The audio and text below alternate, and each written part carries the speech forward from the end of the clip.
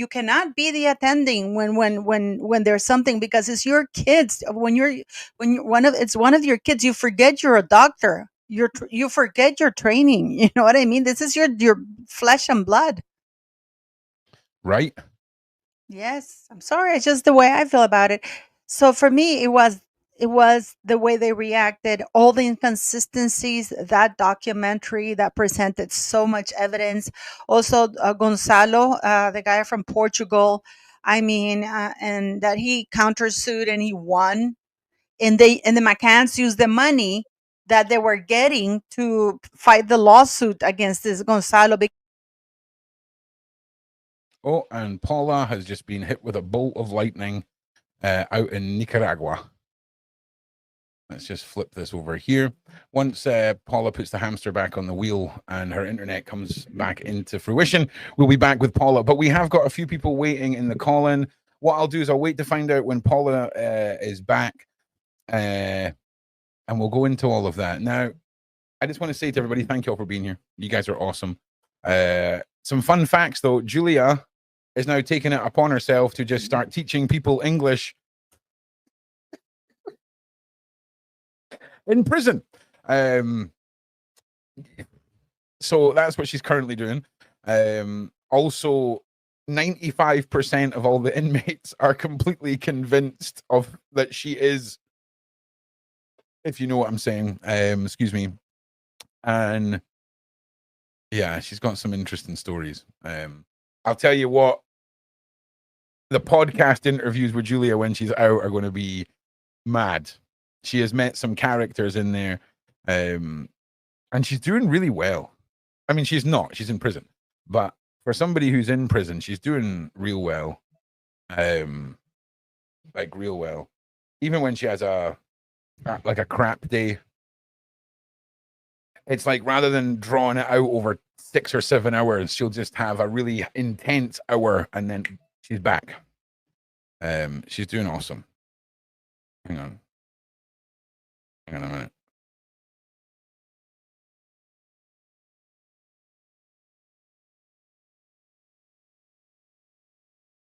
You know what? Some of you, right? I don't like. There's one lady in particular. You know who you are, okay? You know who you are. This lady, I swear to God, she's not slept since Julia was arrested. Like, not slept. She is. There's loads of you, and it's not just one of you. There's so many of you that are bending over backwards to promote, to help, to educate everybody else on Julia's situation, and you should all be really proud of yourself, because some people on the internet just see stories or podcast individuals as entertainment. We're kind of brushed over as being people. And it's nice to see people come together the way that you all have. Now, this chair is a freaking nightmare. Where are my notes? Oh, Paula's back. Sorry about that. Internet. Right. The hamster goes get put back on the wheel. No, it's just the light. The electricity is shitty, and when it gets too low, the modem goes off. Yeah. Can you see how red my face is? You look great. It doesn't look like it. No, it looks red. Like it looks purposely red. It looks lupus. No. So what I'm going to do, Paula, is I'm going to start grabbing some callers. But didn't you want to play a little bit of the thing? I mean, we can do. I'd rather people went. Play the introduction. I love the introduction. Play the introduction. Right. Because yeah, okay. It's really cool. Yeah, I can do that. She was ridiculed. Have you freaking frozen again?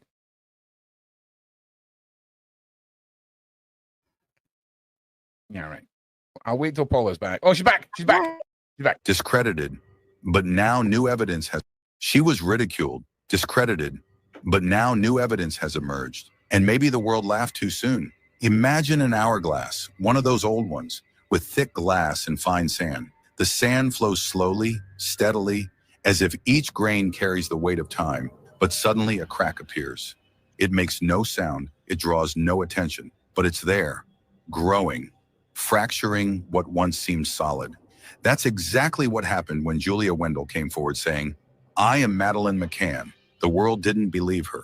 She was called an opportunist, a fraud, a lunatic. The reaction was swift, almost automatic, as if everyone had already decided what was true and what was madness. But now something has changed. New evidence has surfaced. Data no one expected started to leak, like the sand in that hourglass, slipping through the cracks that most preferred to ignore. And maybe the world laughed too soon. Julia isn't just a confused young woman seeking attention.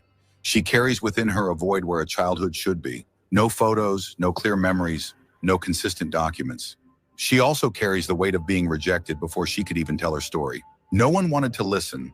No one even wanted to ask. The Madeleine case became a symbol of collective pain, but at the same time, it became untouchable, closed, filed away, treated as an old wound no one wants to reopen. When Julia appeared, she poked at that wound, and the world responded with scorn. But what if, deep down, the rejection of Julia isn't about her, but about the fear of facing what might be hidden behind the sand that's already slipped away? This video won't tell you what to believe, but it will lay out the latest evidence, the most uncomfortable coincidences, and the questions no one had the courage to ask, because the time for certainty is over. Now is Also, listen, detective guy who made this documentary, right?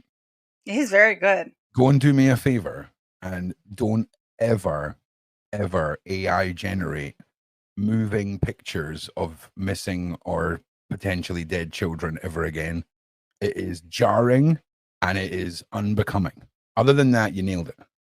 is the time for nagging doubt, for cracked silence, for what leaks through the gaps. If this touches you, if you also feel that the hourglass is about to turn, then stay with me. Because the next piece of this story might just be the one that makes everything, absolutely everything, change. Oh, and if you're one of those people who believes that the truth, no matter how uncomfortable, needs to be heard, subscribe to this channel. Because today we don't look away, we turn the hourglass. In 2007, the face of a 3-year-old girl was plastered across newspapers, TV. Yeah, I'm gonna skip. Yeah, it is. I mean, it is. That's the whole thing, that people were so quickly to dismiss it. And the article that you read before, prior to this, the way they framed it is like what they said, that the mother, her fantasist daughter, they're already framing it in such a way that the first thing you read before you even get to Julia's name is that she's a fantasist, that Right. even her own family don't believe her, and Well, that look she is endangering her poor family, who and the reason why they're saying this fashion thing, because they wanna elevate the family while denigrate Julia. Well, here's You the know? thing, right? We had the headline about the DNA, right? And then we had Julia arrested. And the first headline was like, deranged Polish girl thinks she's Madeleine McCann, arrested. It was all very degrading and detrimental to her public image. And it seems to be a repeating issue with Julia when they report on her. It was the same when she was out in the USA on the build up to her going on to Dr. Phil.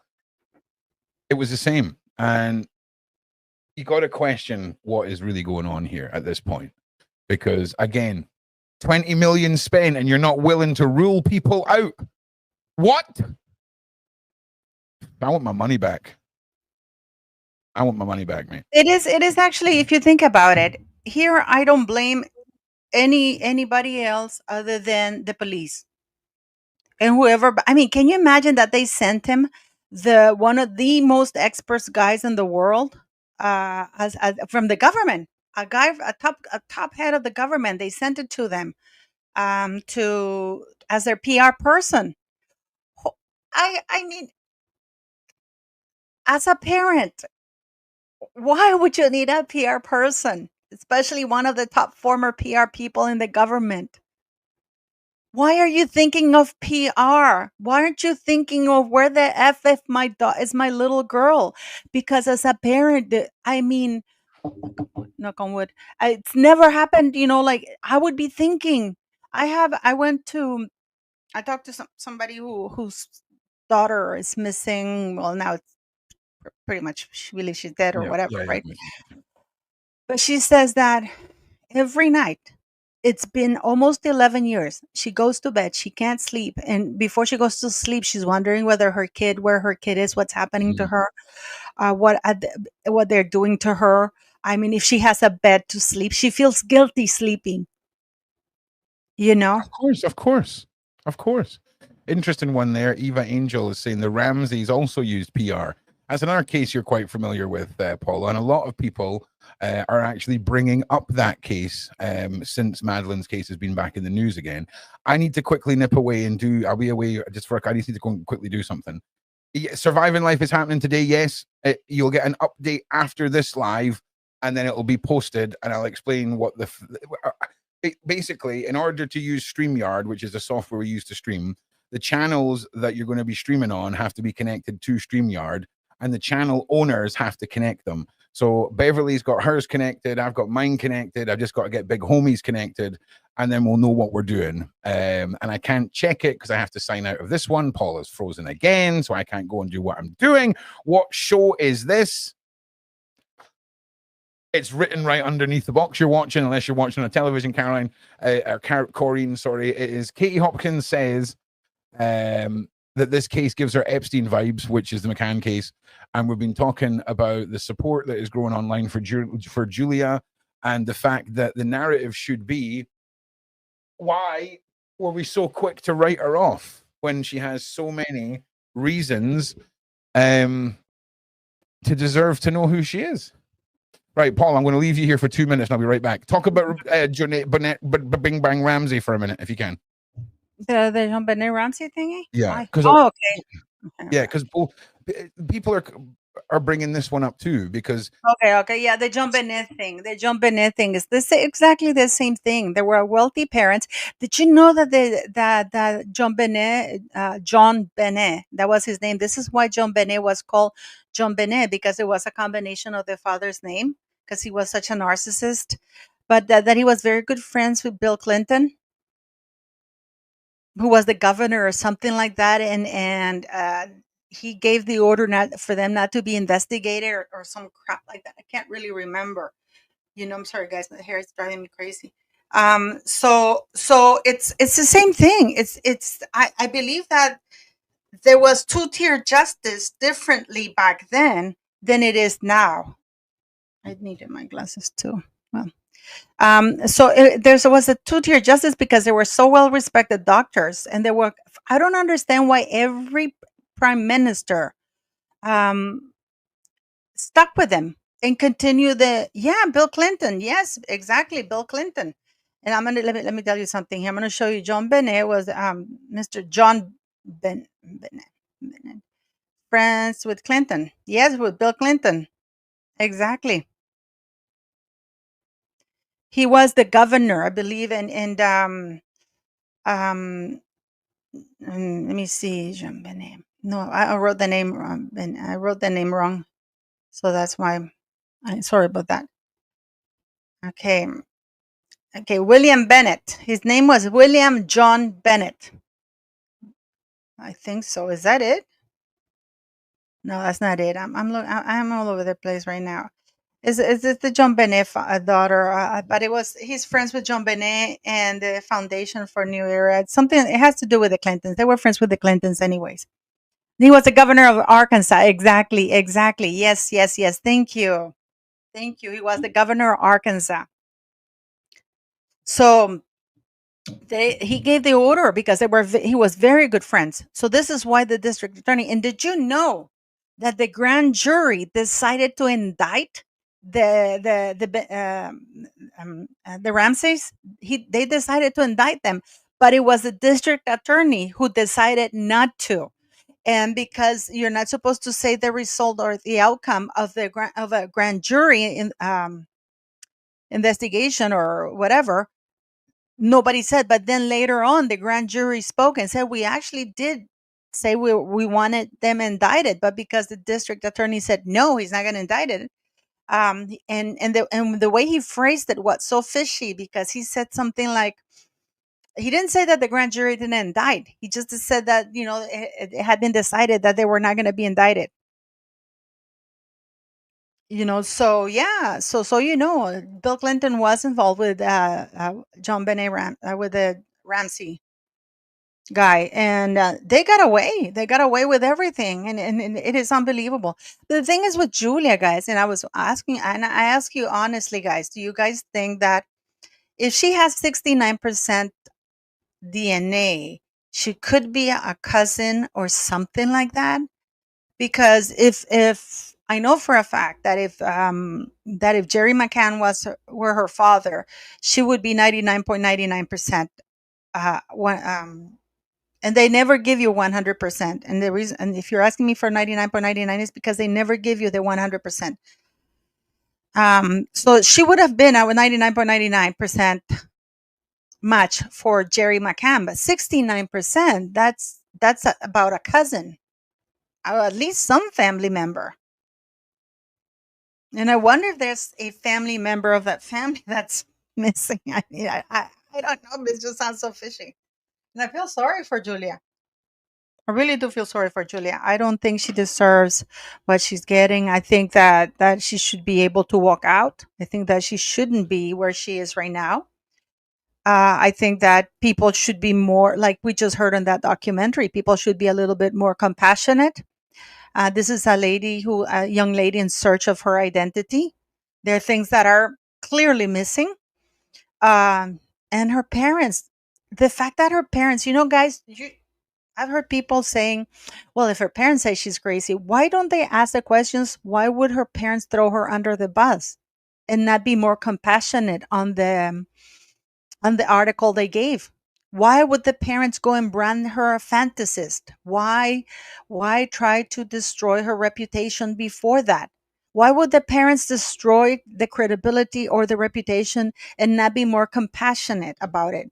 And my only finding is that they've done something shady, that they much rather destroy, because I lived through this, guys. They much rather destroy your reputation, so when you speak out, you're not credible. You're not Yeah. believed. I lived through that for 9 years. I sorry, I was just reading an article there about Julia from the other day.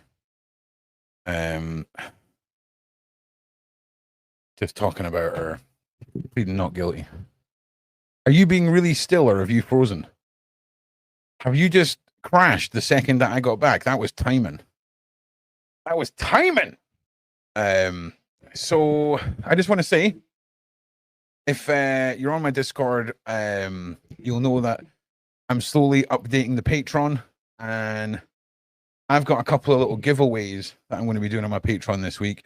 I got a wonderful bit of agate from Nova for my birthday, and I bought these little necklace things that you like put the stone in and then you keep it, whatever. But it came with extra ones, so I'm going to make up some of those and then randomly pick a couple of patrons and send them out. Because why not?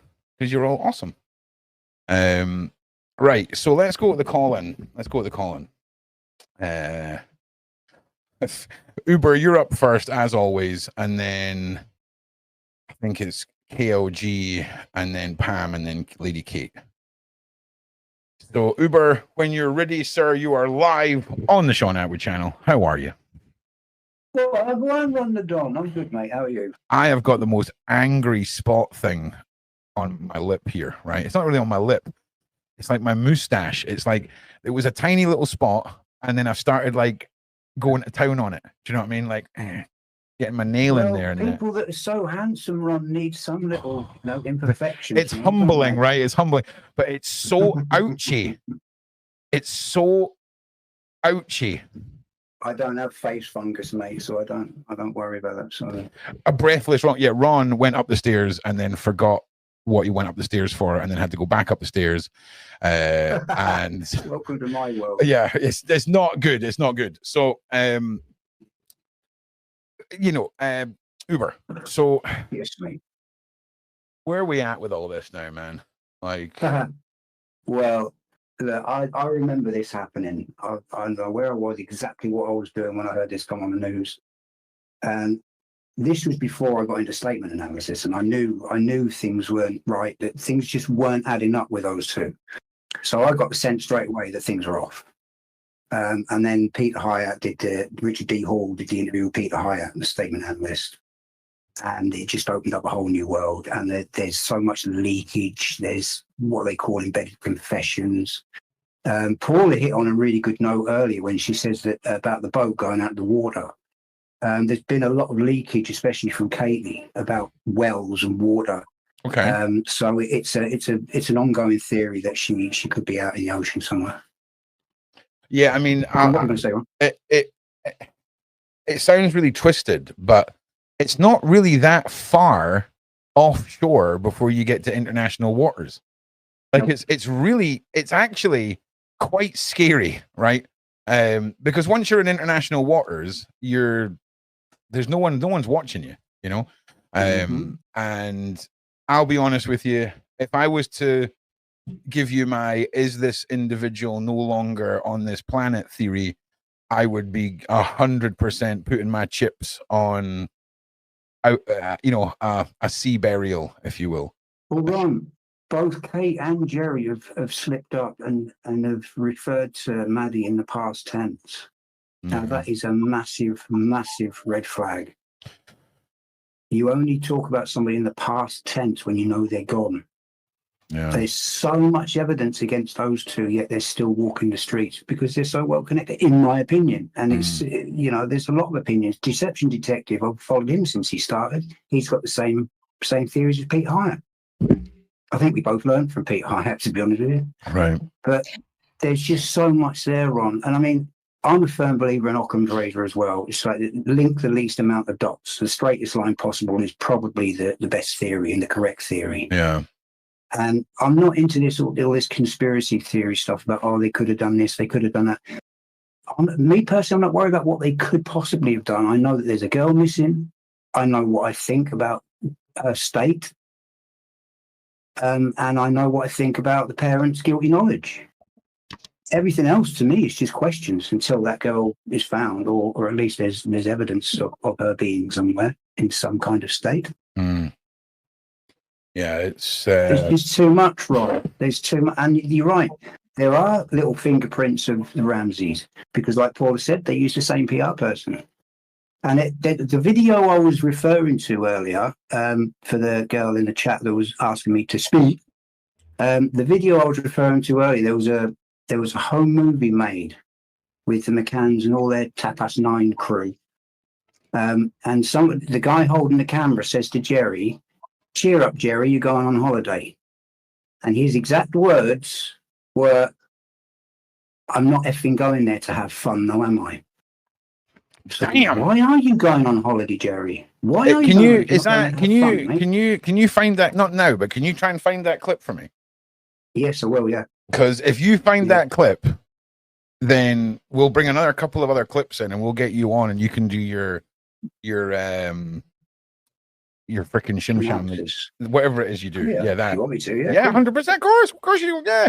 Well, I mean, you're not a professional. You're learning, but you're certainly, proved that you're not a crazy person. So I've been at it for Paula, on you go. There was this guy who was a body language, Minicity, who was a body language expert, and he did this thing where he said that he grabbed a video of Kate Mccann, and he did a perfect description. He said that the way she was talking, that he could tell that she was describing her daughter's death. Yeah. It is unbelievable. He said very well, because he said he is, "I'm gonna find that for you." I think his name was Peter something, and he's a statement analyst. Yeah. Yes, and what he did is, like, he said that there was absolutely no. He is an international. I mean, he's a top of the line linguistic guy, and he said that they did a documentary where Kate Mccann is talking about how she rocked her daughter to sleep, how she saw her, and she's doing this and that, and he's giving you detail by detail. He's telling you she's describing her daughter dead, and how she put her down gently and stuff like that, and the way it was. They call that confession, leakage. Do you remember that documentary that he did? It was absolutely unbelievable because he says that she's describing to us. He goes, and this is a guy who's not like a conspiracy theorist, Ron. This is like one of the Oh no, yeah, no, I'm with you. I'm with you. you know. And he says she has just describing, she's confessing what happened to her daughter. She's telling Yeah. us there that her daughter's dead and what she did with it, how she Allegedly said that. No, he said it in the documentary that he did. All right, okay, that's fine. It's on YouTube. It's on YouTube. That is Peter Hyatt. That was Peter Hyatt's theory. Sorry, I'm just so used. I'm just so not used just to. him either. I'm so used to just throwing out allegedly. I'm sorry. It's a reflex at Yeah, this no, point. he was a world-renowned statement analyst, Yeah. That's and yeah, he was all over this, and then it just opened up a whole can of worms for us. So Yeah. Damn.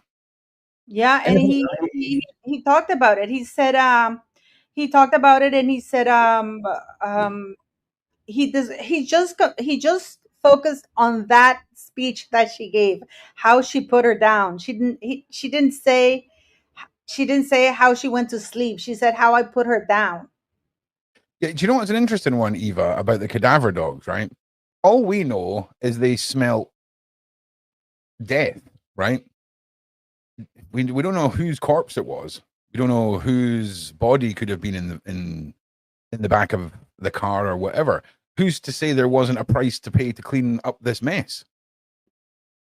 You just don't know. I'll send you this share. Let me see. No, Allegedly. No, I'll share I'll send you this by WhatsApp, Ron. It's a long documentary, but then this is about the documentary that I was telling you about. This with Peter Hyatt. I mean, Eva, what I'm saying is a bit of a stretch, if I'm being honest. But it's at this point we've got to look at even the this is the guy. I'll share.